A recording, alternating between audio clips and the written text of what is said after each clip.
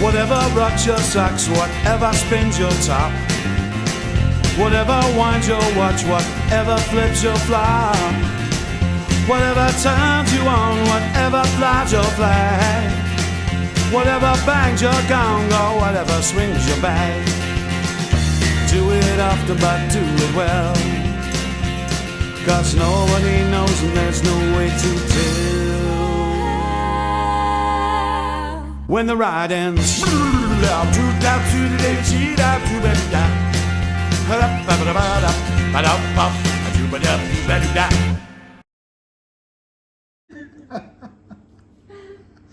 Hi, welcome back. Thank you for joining me on my Millionaire's weekend in Phuket. If you've watched this channel, you know once a month when my Social Security comes in, I take myself to Phuket for some shopping. I buy clothes in sizes that fit me. I buy the heart medication that supposedly I need. And I buy some companionship. And as I am single and 65 years old, and not a priest and not a politician, I think there's nothing wrong with that. Not that I need anybody's permission, but I have come to terms with the moral ambiguity of the commercial sex industry, and I am happy to be a consumer at this level. 3 days a month, once a month. And I always come back to the same person. I just enjoy her company very much. But this time, she proved her worth. I came back, and the first day I go shopping. I always go shopping the first day. I go to the toy stores that are around the Fresh Market in Old Town in Phuket.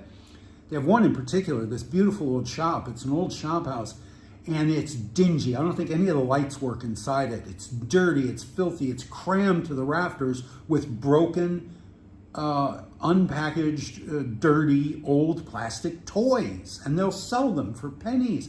I don't know what this family actually does for a living, but selling broken toys isn't supporting a family, but it's a great boon to Steve and Boontongs. So I go, and I go shopping there. And this time I came back with this little guy. And he, at some point, he has batteries and he plays music, and this thing goes back and forth. And I brought it back and I showed it to her.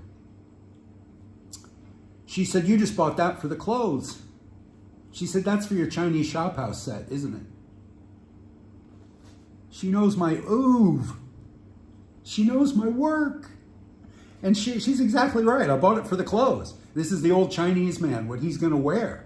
And I'll take it off this at home and put it on my actor.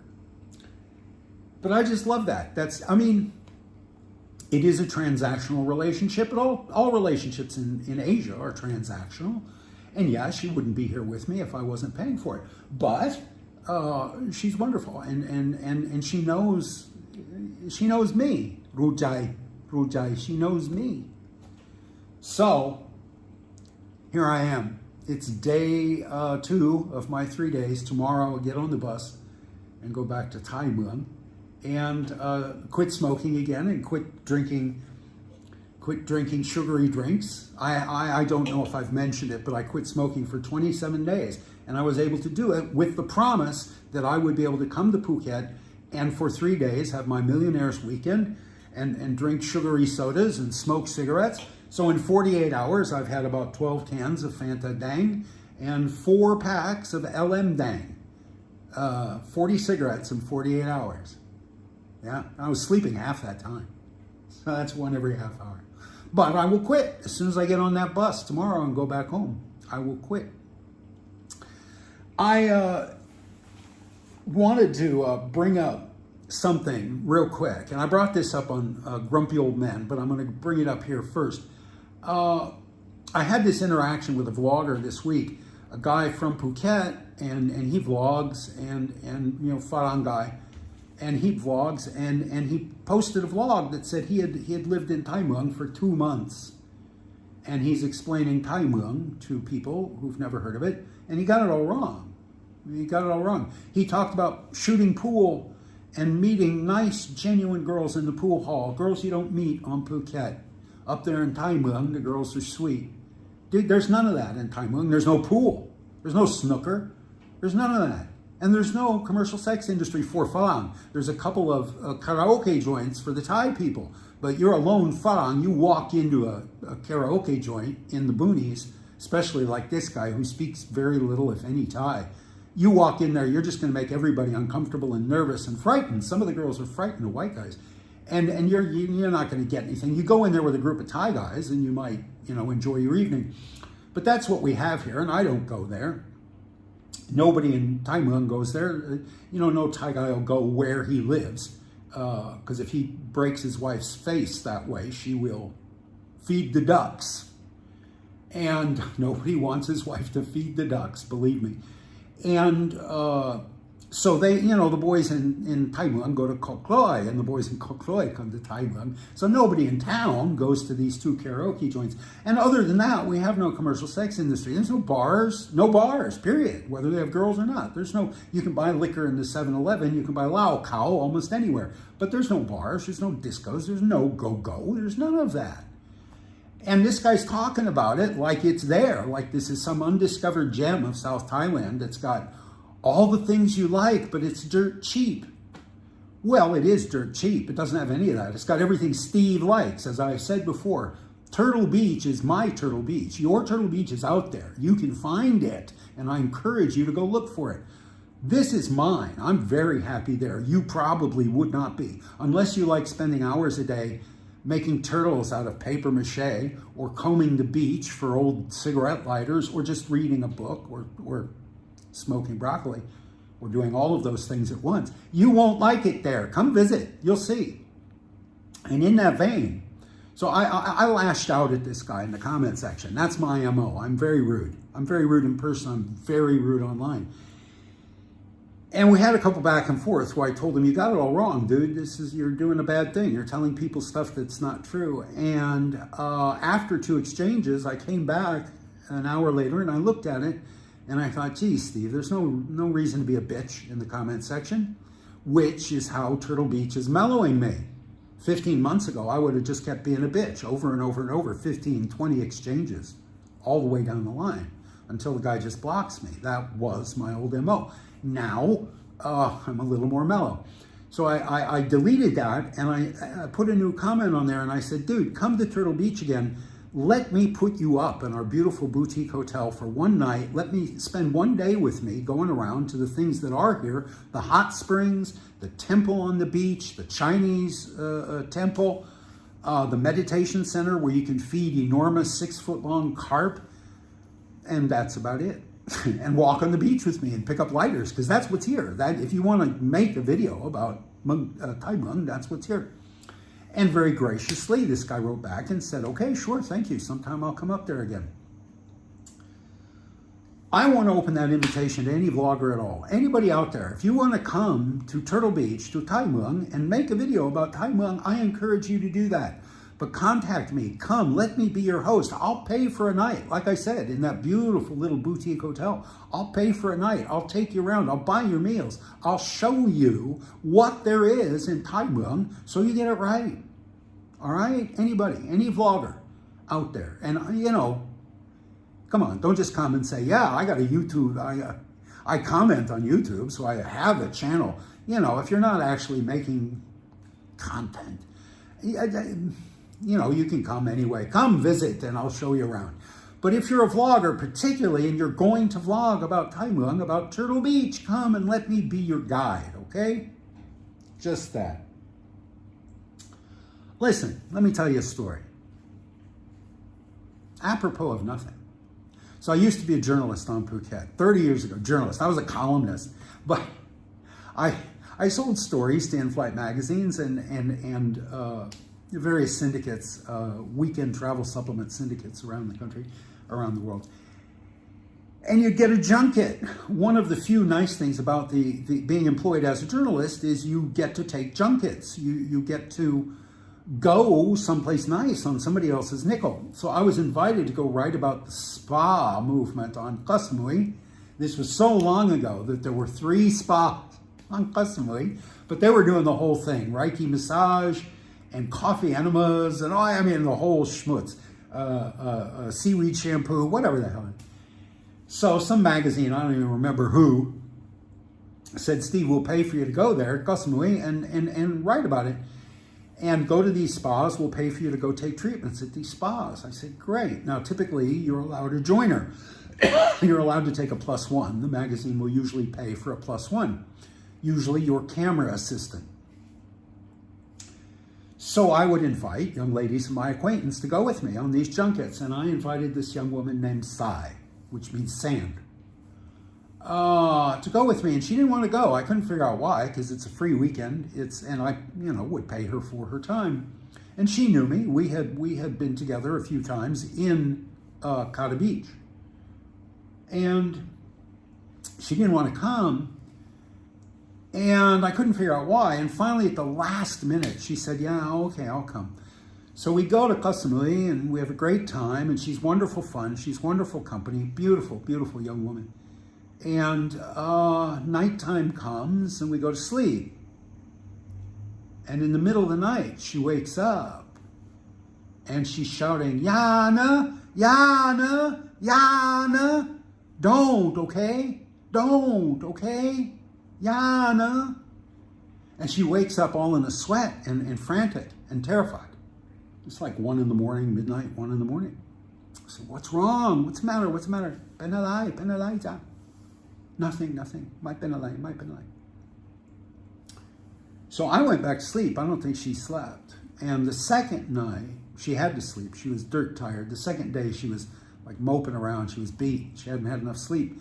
And we go to sleep the second night, same thing happens. She wakes up, middle of the night. Yana, don't, okay, don't. And I woke up with her and I tried to find out. I held her and I tried to find out what's wrong. Where's this coming from? And she wouldn't tell me. And in the morning, she said, I want to go back to Phuket. She said, this is why I didn't want to come. I can't sleep with people. I wake up every night with nightmares, every night. And it's not good for you. And I just want to go home. I'm embarrassed, and I just want to go home. And she did, and I paid her. And she got on the boat, the ferry, and she went home. And I saw her a few times in Kata after that, but she was not interested in talking to me. I knew her secret, and she wasn't proud of it. And I never was able to find out what it was that every night she was so frantic to have somebody not do. You can imagine a million different things, can't you? I'll never know. All right, that's it. Thank you very much. You've been very patient. I appreciate your attention. I'm very, very grateful to you for coming and listening to this. I love you guys. I love you a lot, and you're very important in my life. And I hope you have a terrific week. I'm going to go now. Be a millionaire in Phuket for about 18 more hours. I'm going to play the Millionaire in Phuket. I hope you have a great 18 hours. You should try this sometime. If you're not a priest or a politician, you should try this sometime. All right, thank you very much. I'll see you next week. Holy crap.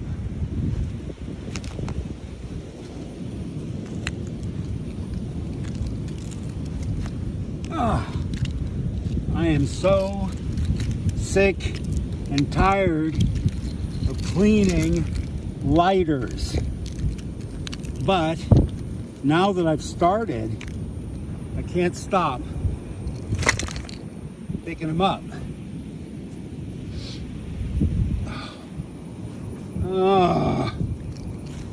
Lighters. I gotta build more turtles. Oh, fuck me, Ron. Call me Peggy. Oh, a top. Tops are fun.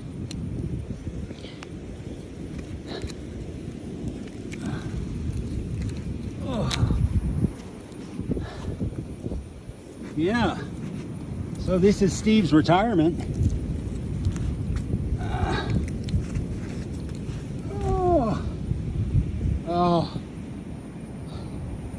give up.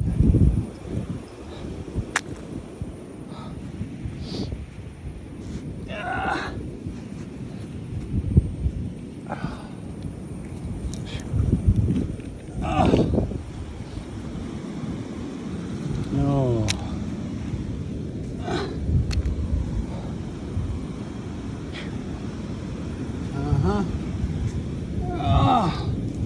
Well, I guess I could turn this off at any time because it doesn't change. It's just this. Oh, I love these little seeds, these little monkey pods. I got no more room. That's it.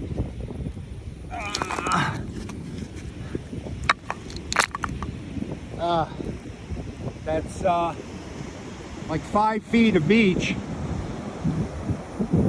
12.9 kilometers to go.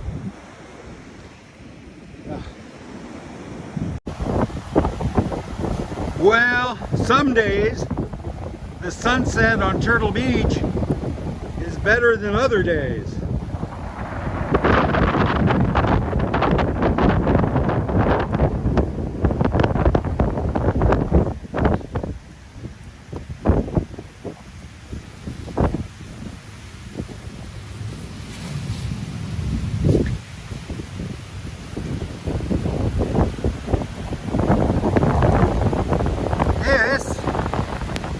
Is a pretty great sunset.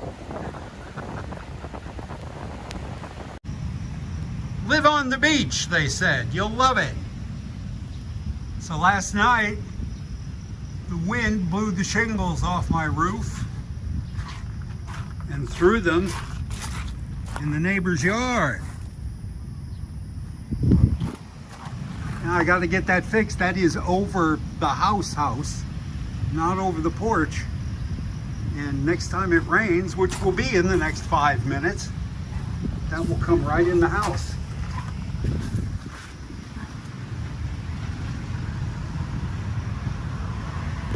Ah, well.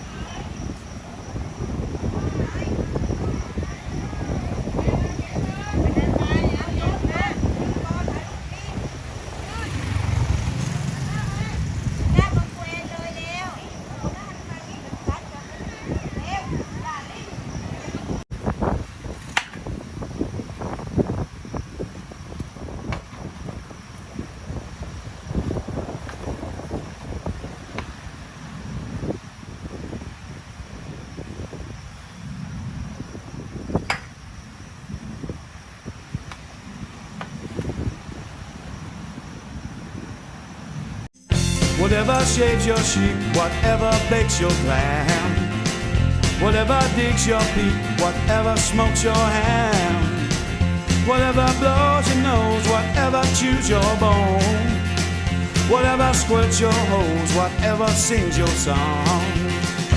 Do it often, but do it well. Nobody knows and there's no way to tell. When you're riding, it's that you be doing down to you be ever blue down to that day. Shoot it, shoot it, shoot it up, shoot down to that down.